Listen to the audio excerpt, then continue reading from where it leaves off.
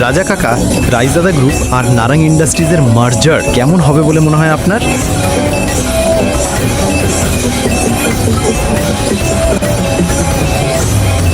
রায়জাদা, ওদের কথা তুমি কিভাবে জানলে? ওরা আমাদের পুরনো ব্যবসায়িক পার্টনার ছিল। শিবম, তুমি ওদের সম্পর্কে কি জানো? এরপর শিবম এমন কিছু বলল রাজা কাটাকে, যেটা শুনে উনি চমকে উঠলেন। উনি সিগারেট ফেলে দিয়ে শিবমকে নিয়ে গেলেন কনফারেন্স রুমে।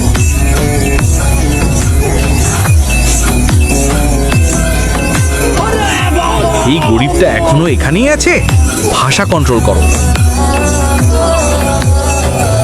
দৃষ্টি, বেটি, আমাদের শিবম কি বলছে সেটা শোনা উচিত। ওর একটা প্ল্যান আছে। প্ল্যান?